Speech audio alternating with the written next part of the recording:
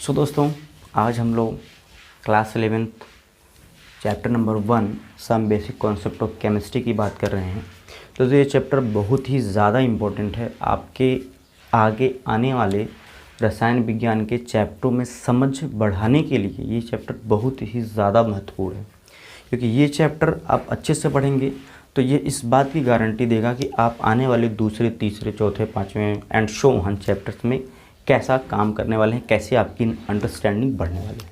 तो इस चैप्टर को दोस्तों अच्छे से आप पढ़ते रहिए। कोई डाउट है तो कमेंट बॉक्स में आप पूछते रहिए।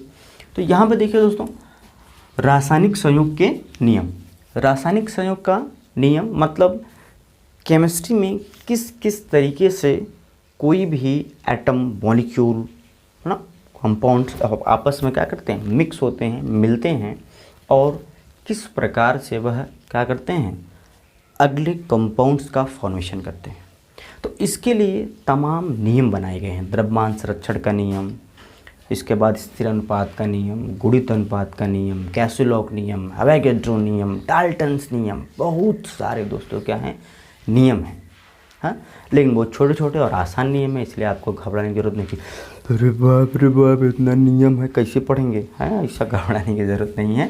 ठीक है, जैसे किसी ने कहा है कि हाथी को कैसे खाएंगे, हाथी को तो एक बार में खा नहीं सकते हैं, तो छोटे छोटे छोटे छोटे टुकड़ों में करके हम क्या करेंगे, खा लेंगे उसको, है ना। इवन कोई हाथी नहीं खाता है। ये एक बताने के लिए आपको बात थी, जैसे कि क्या कभी कछुआ और खरगोश में कोई रेस हुई होगी, क्या कछुआ और खरगोश आपस में बात किए होंगे, पर ऐसा कुछ नहीं हुआ होगा। बट समझाने के लिए कहानी ये बताई जाती है कि इस तरीके की चीज़ें होंगी। तो हमारा यहाँ पर हाथी खाने का अर्थ यही है कि किसी काम को ज़्यादा है तो छोटे छोटे टुकड़ों में करो। कितनी मोटी किताब देख के पहले बुखार आ जाएगी, अरे बाप रे इतना मोटा किताब कैसा पढ़ेंगे। तो ऐसा सोचो कि हम 2-2 पेज, एक पेज डेली पढ़ेंगे, साल में हम किताब को ख़त्म कर देंगे। ठीक है, 2 पेज एक दिन में पढ़ेगा, 365 इंटू 2 कर दो। 365 इंटू 2 करेगा तो कितना हो जाएगा, 730। बहुत सारा हो जाएगा, कितना किताब मोटा। तो घबराने का बात नहीं है, 1 बाय 1 हम लोग यहाँ पे बात करेंगे। तो सबसे पहले दोस्तों आप लोगों को मैं सिखाता हूँ कि रासायनिक अभिक्रिया। देखिए, रासायनिक अभिक्रिया क्या होती है। रासायनिक अभिक्रिया दोस्तों, यहाँ पर आपको समझने की बात यह है कि जब कभी भी दो या दो से अधिक पदार्थ आपस में जुड़कर या विखंडित होकर नए पदार्थ का निर्माण करते हैं, तो इस प्रकार की अभिक्रिया को हम लोग क्या कहते हैं, रासायनिक अभिक्रिया। यद्यपि ये पूरी तरीके से सही परिभाषा नहीं है, लेकिन हम बात को थोड़ा सा समझने का कोशिश करिएगा। जैसे कि हमारे पास A और B है, ये टूट के A+B में कन्वर्ट हो गया, या A और B अलग अलग है, ये जुड़ के क्या बना दिया, AB बना दिया। तो ये भी रासायनिक अभिक्रिया है, ये भी रासायनिक अभिक्रिया है। इवन कभी कभी A ही टूट के A और C कुछ भी बना सकता है। तो आप इस तरीके से कहो, जब कभी कोई पदार्थ इस तरीके से कहो, जब कोई पदार्थ विखंडित होकर या संयुक्त होकर कुछ नया पदार्थ का निर्माण करता है, तो उसके अंतर्गत होने वाली अभिक्रियाओं को हम लोग क्या कहते हैं दोस्तों, रासायनिक अभिक्रिया कहते हैं। रासायनिक अभिक्रिया के अंतर्गत दोस्तों हमारे पास 2 पार्ट्स होते हैं। रासायनिक अभिक्रिया के अंतर्गत 2 पार्ट्स होते हैं। एक को बोलते हैं साहब उत्पाद, और एक को बोलते हैं अभिकारक, है ना। इसको बोलते हैं रिएक्टेंट, और ये है प्रोडक्ट। ये रिएक्टेंट है हमारा, और ये क्या है, प्रोडक्ट है। अभी यहाँ पर जो हम लोगों ने बात किया था कि A+B मिल के क्या बना रहा था, AB, तो ये हमारा प्रोडक्ट है, और ये दोस्तों क्या है, रिएक्टेंट है। इतनी बात आपको समझ में आई। धीरे धीरे इन डेप्थ बातें यहाँ पर हम लोग समझेंगे आगे बढ़ते बढ़ते, परंतु यहाँ पर इस नियम को अप्लाई करते हैं और समझते हैं कि ये नियम आखिर है क्या, ये किस श्रेणियों का नाम है। देखिए, हम लोगों ने सुना होगा ऊर्जा संरक्षण का नियम, पढ़ा भी होगा क्लास 9th में, 10th में पास होकर तू लोग आया नहीं कर रहे में।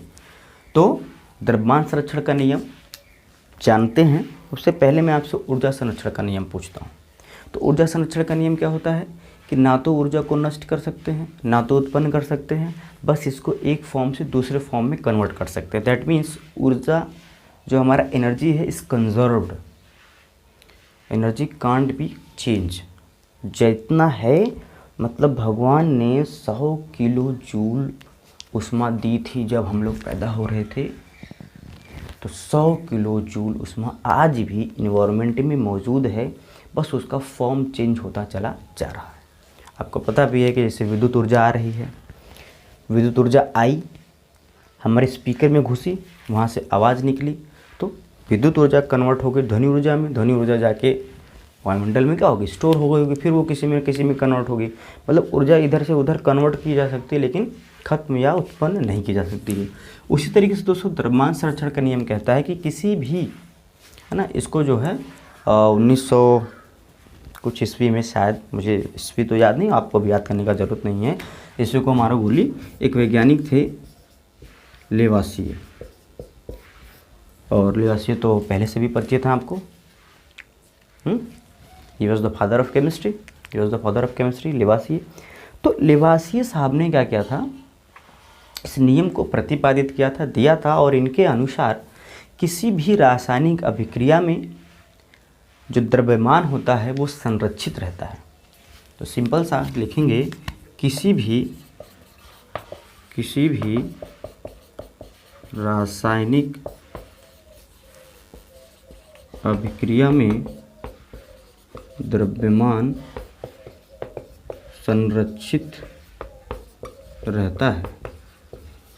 व्हाट डज मीन, इसका क्या मतलब है कि जब कभी भी कोई भी अभिक्रिया होगी तो जो हमारा अभिकारक का द्रव्यमान होगा वो हमारा उत्पाद का भी द्रव्यमान देखने के लिए मिलेगा। मतलब अभिकारक और उत्पाद का द्रव्यमान क्या होगा दोस्तों, बराबर होगा। यही हमारे जो है साहब द्रव्यमान संरक्षण का नियम है। मतलब इस प्रकार से आप समझो कि जैसे हमने चीनी और पानी को लिया, चीनी और पानी क्या है, रिएक्टेंट हैं, इनको हमने घोल दिया और प्रोडक्ट बन गया शरबत। ए रिएक्टेंट चीनी, बी रिएक्टेंट पानी, दोनों को मिक्स कर दिया, बन गया ए बी मिक्सिंग, मतलब शरबत बन गया। ठीक है, तो शरबत जो हमारा प्रोडक्ट है, शरबत को अगर हम तौलेंगे और इधर अपने चीनी पानी दोनों को हम लोग तौलेंगे अलग अलग, मतलब चीनी 10 ग्राम, पानी 50 ग्राम, तो 60 हो गया। तो जो शरबत बनेगा वो भी क्या होगा, 60 ग्राम होगा। तो इसका मतलब जो मास है वो क्या रहेगा, कंजर्व है, वो कहीं जो है ज़्यादा या कम नहीं हो रहा है। तो अगर हम लोग दोस्तों यहाँ पे एक रिएक्शन लिखते हैं कि CaCO3 टूट के CO प्लस CO2 बनाता है, CaO प्लस CO2 बनाता है, या H2 प्लस I2 अभिक्रिया करके क्या बनाता है दोस्तों, HI बनाता है। तो यहाँ पर क्या होगा, यहाँ पर चीज़ें आपको समझने की ये हैं कि जैसे मैंने क्या कहा कि यह 20 ग्राम है, यह क्या है दोस्तों 20 ग्राम है, और ये 2.5 ग्राम बनता है, तो यह कितना ग्राम बनेगा, बोलो। यह 20 ग्राम है, यह 2.5 ग्राम बनता है, तो यह कितना ग्राम बनेगा। तो हमको तो पता है कि इसका जो द्रव्यमान है वो इन दोनों का द्रव्यमान जोड़ दें तो इसके द्रव्यमान के बराबर ही होना चाहिए। तो अगर ये 2.5 ग्राम है तो इसका मतलब ये 17.5 ग्राम होगा। अगर पेन उठाए, कॉपी उठाए, दिमाग चलाना पड़ेगा, तब ये क्या होगा, 17.5 हो जाएगा, क्योंकि ये 20 है, ये 20 है, तो ये 17.5 हो जाएगा, और ये क्या हो जाएगा, 2.5 दिया हुआ है। तो द्रव्यमान संरक्षण के नियम से हम ये बता सकते हैं कि कोई भी रिएक्टेंट का द्रव्यमान दिया हो तो प्रोडक्ट कितना बनेगा, या प्रोडक्ट का द्रव्यमान दिया हुआ है तो रिएक्टेंट बता सकते हैं वो कितना ग्राम होगा। तो द्रव्यमान संरक्षण नियम क्या है, इसको लेवासिए ने प्रतिपादित किया था, दिया था। इनके अनुसार किसी भी रासायनिक अभिक्रिया में द्रव्यमान क्या रहता है, संरक्षित रहता है। यही आपको लिखना है बस। ये द्रव्यमान संरक्षण का नियम क्या है, बस यही है कि किसी भी रासायनिक अभिक्रिया में द्रव्यमान क्या रहता है, संरक्षित रहता है। और इसको इस तरीके से हम लोग देख भी सकते हैं कि दोनों तरफ क्या रहता है, द्रव्यमान बराबर रहता है। ठीक है दोस्तों, आगे बढ़ते हैं। अगला एक नियम है स्थिर अनुपात का नियम। इस पर हम लोग क्वेश्चंस भी आगे करेंगे, जब आप उस काबिल हो जाएंगे तो हम लोग क्वेश्चन भी करेंगे, डोंट वरी। स्थिर अनुपात का नियम,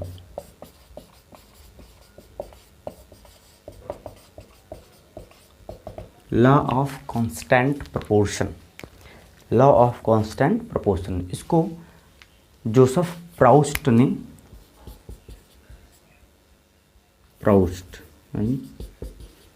जोसेफ प्राउस्ट ने क्या किया था, प्रस्तुत किया था। और इनके अनुसार कि किसी भी यौगिक में जो परमाणु हैं, किसी भी यौगिक में जो परमाणु हैं, उनके जो अनुपात हैं वो सदैव सदैव सदैव सदैव सदैव स्थिर रहते हैं, है ना। तो मैं लिखता हूँ, किसी भी अणु में उपस्थित परमाणुओं का अनुपात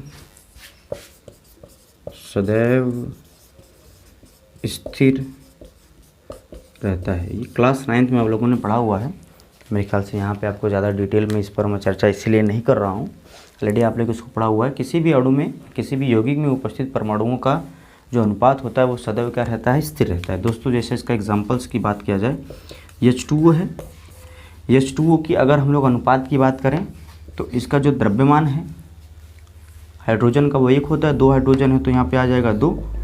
ऑक्सीजन का द्रव्यमान कितना होता है दोस्तों, 16 होता है, तो हो जाएगा 16। इसको डिवाइड कर देंगे तो 1:2 क्या मिलेगा, 8 मिलने वाला है, 1:8। अब मतलब जल में हाइड्रोजन और ऑक्सीजन का अनुपात कितना है, 1:8 है। उसी तरीके से CO2 की बात करें तो CO2 में C का द्रव्यमान 12 और 2 ऑक्सीजन है, 2 ऑक्सीजन है, तो इनका जो द्रव्यमान होगा कितना हो जाएगा, 32। इसको सिंप्लीफाई करेंगे तो 4:8 ना 3 चौके 12 और 3 अट्ठे 24, 3:8 है।